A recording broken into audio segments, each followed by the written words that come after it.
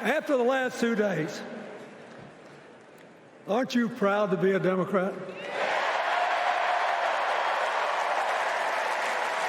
And I am very grateful to the Republicans and independents that have joined us, have been up here on the stage, and I hope they feel better about it now.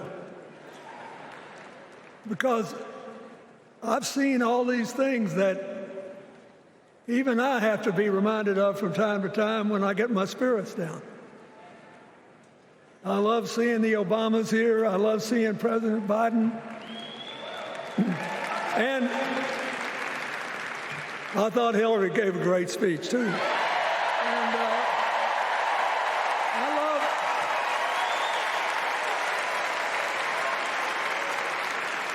But I love seeing all these young leaders. A bunch of them are coming up after me. They look better, they sound better, and they'll be exciting.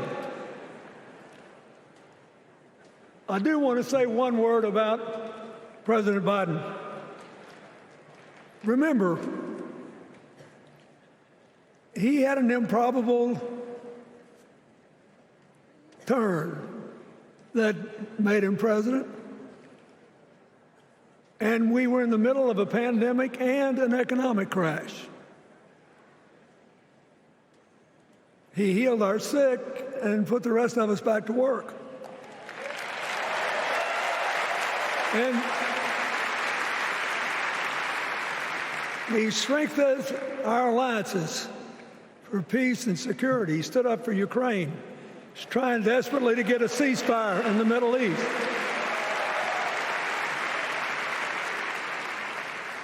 And then he did something that's really hard for a politician to do.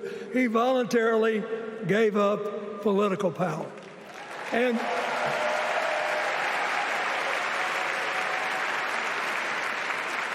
George Washington knew that, and he did it. And he set the standard for us serving 2 terms before it was mandatory. It helped his legacy, and it will enhance Joe Biden's legacy. And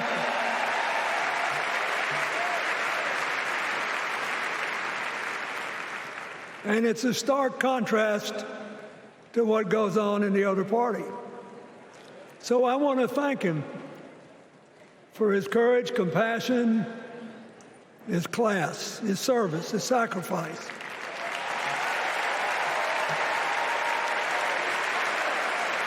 Joe Biden, thank you. And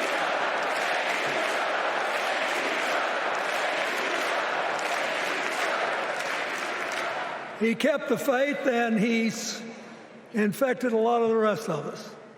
Now let's cut to the chase. I am too old to gild the lily. 2 days ago, I turned 78, the oldest man in my family of 4 generations. And the only personal vanity I want to assert is I'm still younger than Donald Trump.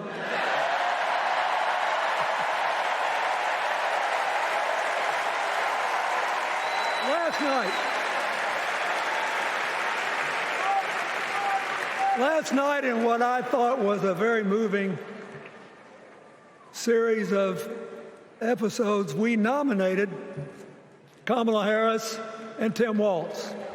And just think about that. 2 leaders with all-American but still improbable life stories.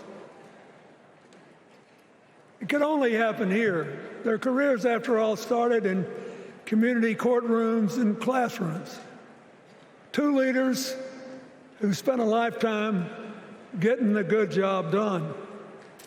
Now, one of the things that I've noticed over my increasingly long life is that a presidential election is unique in several ways. First of all, it's the greatest job interview for the greatest job in the world. Secondly, the Constitution says we, the people, get to do the hiring. And the third thing is that every 4 years, we get to change the requirements for the job. So here's what I'm thinking, because I try to apply this in every election. Will this president take us backward or forward? Will this president give our kids a brighter future? Depends. Will this president bring us together or tear us apart? Will the president increase the peace, security, and stability and freedom that we enjoy and extend it to others as we can? We, the people, we have to make a decision about these kind of questions. And every 4 years, it's a little different because the people come at the candidates, and they say, as they're saying now, here are our problems, solve them.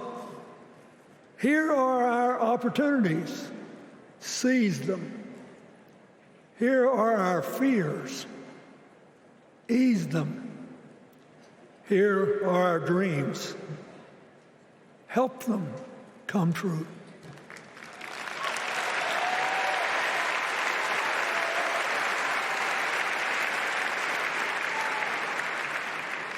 A president can answer that call by saying, I'll do my part, but you have to help me. We have to work together.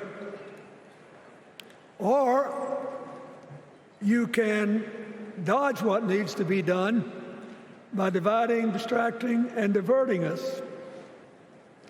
So in 2024, we got a pretty clear choice, it seems to me.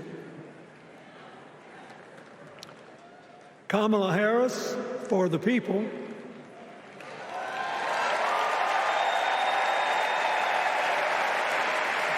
and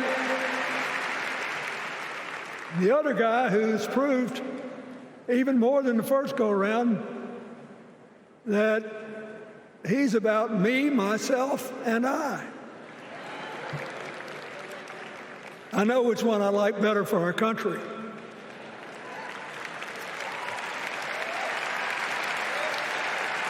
Kamala Harris will work to solve our problems, seize our opportunities, ease our fears, and make sure every single American, however they vote, has a chance to chase their dreams.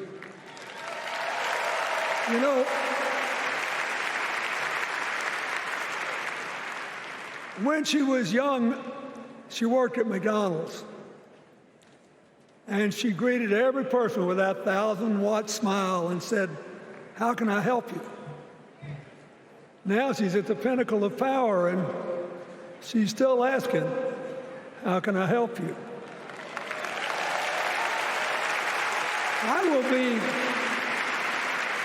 I'll be so happy when she actually enters the White House as president, because she will break my record as the president who spent the most time at McDonald's.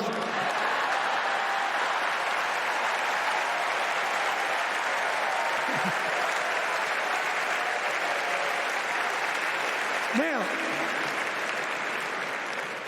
but we got an election to win. And remember, we've got a guy that's pretty good at what he does. Donald Trump has been a paragon of consistency. He's still dividing, he's still blaming, he's still belittling other people. He creates chaos, and then he sort of curates it as if it were precious art. Let me say, not a single day goes by, even though I've been gone for well over 23 years from the White House, not a day goes by that I don't thank the Lord for the chance I had to serve and what it meant.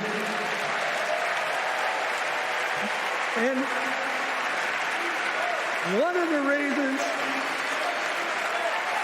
thank you. Wait.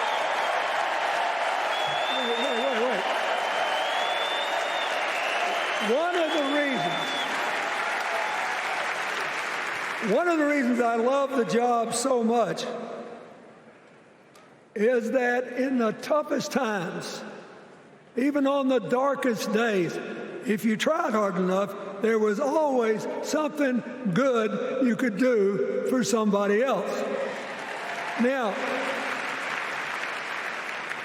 some days that's not easy to do. You've got to deal with all these emergencies, or there's something going on here, there, or yonder. But Kamala Harris is the only candidate in this race who has the vision, the experience, the temperament, the will, and yes, the sheer joy to get something done.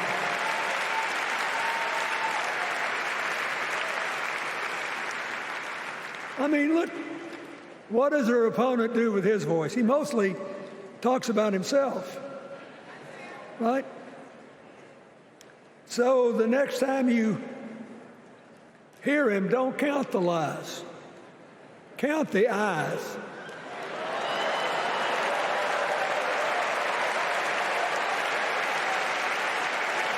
Count the eyes. His vendettas, his vengeance, his complaints, his conspiracies. He's like one of those tenors opening up before he walks out on stage, like I did, trying to get his lungs open by singing, me, me, me, me, me, me.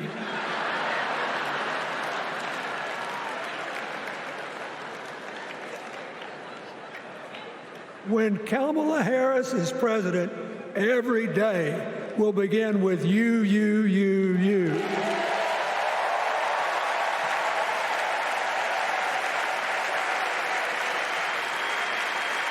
So, we got to ask ourselves the questions if we're going to hire a president. Do you want to build a strong economy from the bottom up and the middle out? Or do you want to spend the next 4 years talking about crowd size?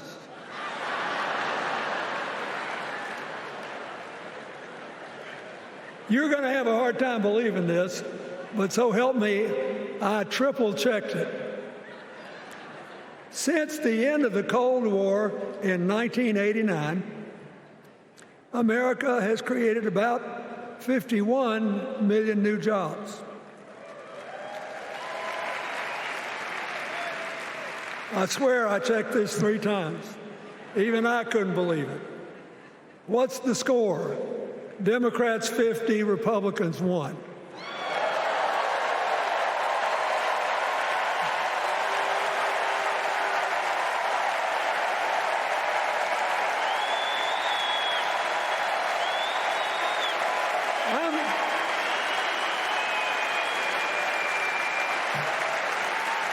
I'm glad that we've got a championship-winning coach on our team.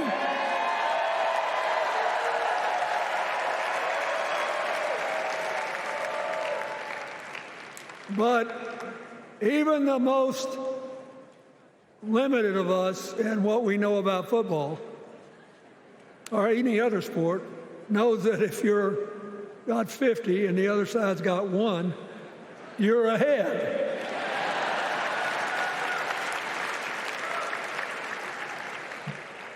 What about affordable housing? It's a terrible problem in America now. We need more. And affordable health care. That's why the Democrats put a limit on monthly payments for insulin and a $2,000 a year out-of-pocket limit, and are trying to cover more drugs by bargaining for prices. We need more financing for small businesses. We need still to strengthen our alliances I almost croaked in the first debate of this election season when President Trump said nobody respected America anymore like they did when he was president. Wait. And with a straight face. Look, you got to give him. He's a good actor. With a straight face, he cited as evidence of the respect that existed for us when he was there the presidents of North Korea and Russia.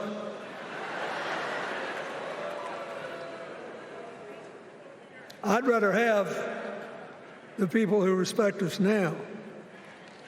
And one of the things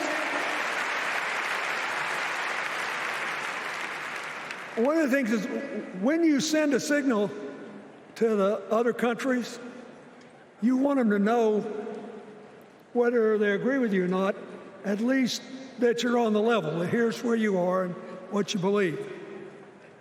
What are they supposed to make to these endless tributes to the late, great Hannibal Lecter?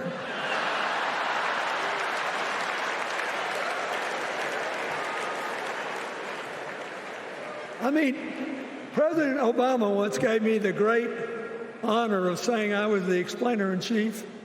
Folks, I've thought about it, and I don't know what to say.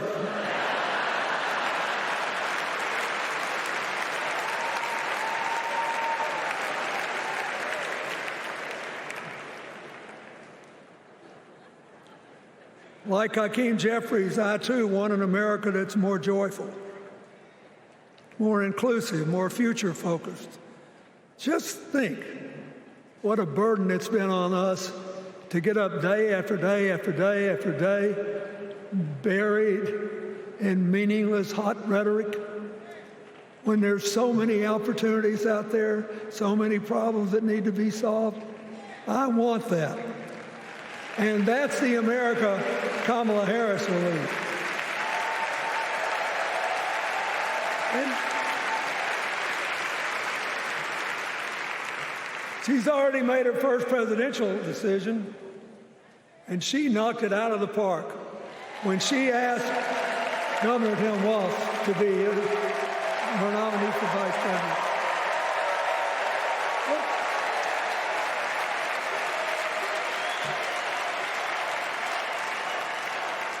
As they used to say when I was a young man growing up in Arkansas, you do not have to be all broke out with brilliance. You just look at Tim Walz, listen to him, follow his record as a teacher, as a coach in the National Guard, as a congressman, where he was the only Democrat, save one, elected in that district in more than 100 years. And he stayed a long time. And then he became a great governor. And by all accounts, he was a crack shot who had the courage among his rural constituents to say, we do not need these assault weapons available to people who can kill our kids in school.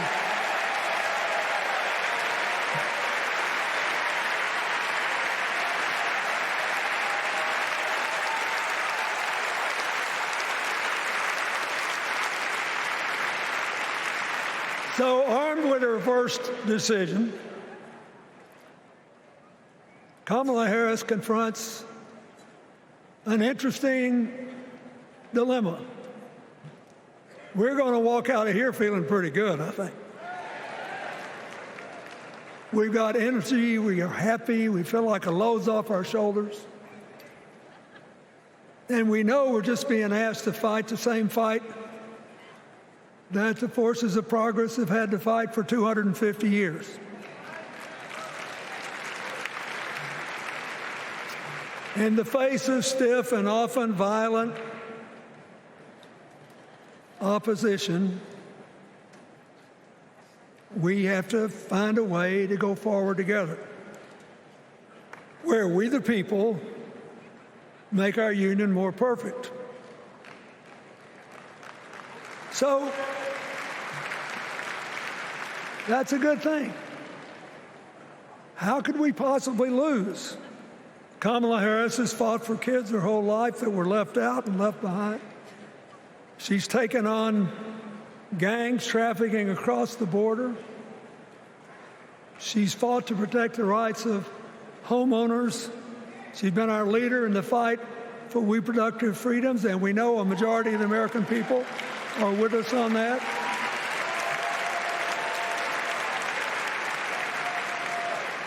And she's gained an invaluable amount of experience as vice president, advancing our values and interests around the world.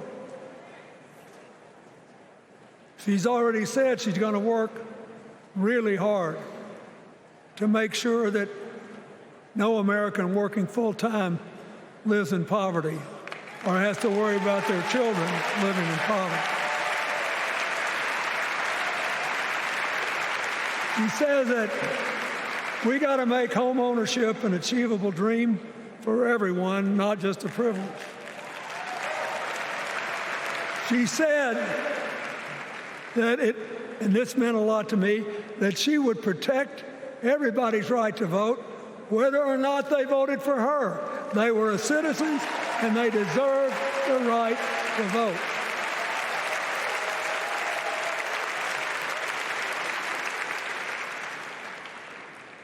The other day, her opponent implied that as his people voted one more time, they'd be able to rig it from now on and they wouldn't have to vote again.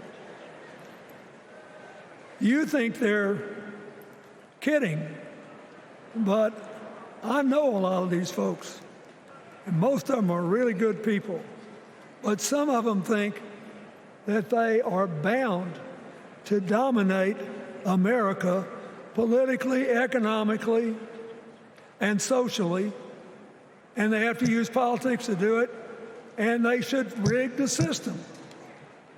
I don't believe that. And so here's what I want to tell you. We've seen more than one election slip away from us when we thought it couldn't happen, when people got distracted by phony issues or overconfident. This is a brutal, tough business. I want you to be happy. One of the reasons that President-to-be Harris is doing so well is that we're all so happy.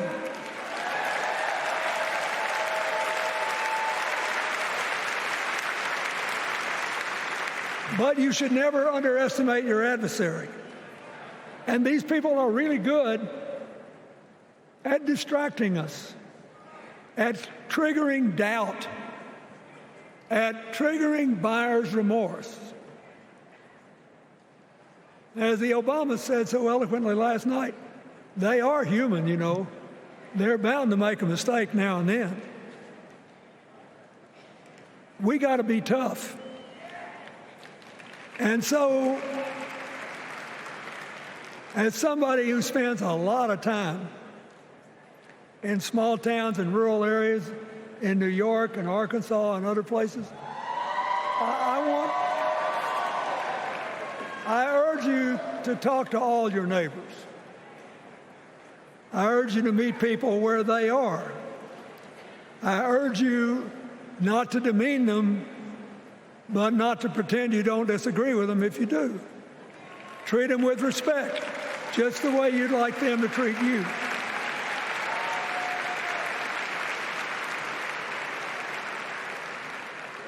Ask for their help and then follow our leader, Kamala, and ask them, how can I help you?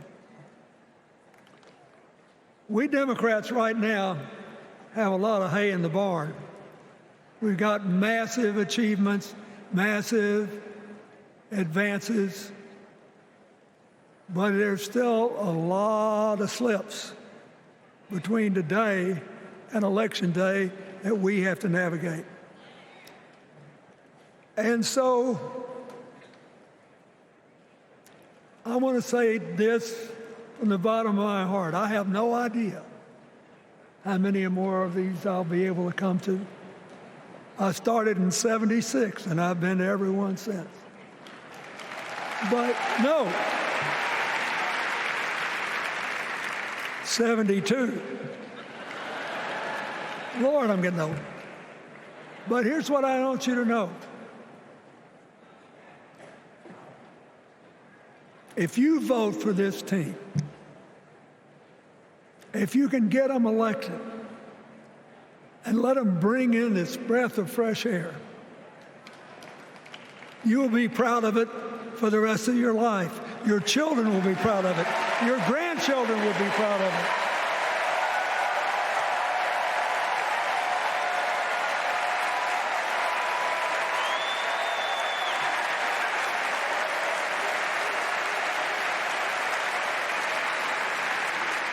Take it from a man who once had the honor to be called in this convention the man from hope. We need Kamala Harris, the president of joy, to lead us. So,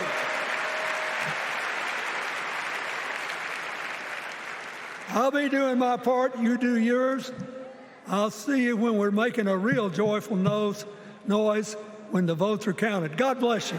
Hey, Sean Hannity here. Hey, click here to subscribe to Fox News YouTube page and catch our hottest interviews and most compelling analysis. You will not get it anywhere else.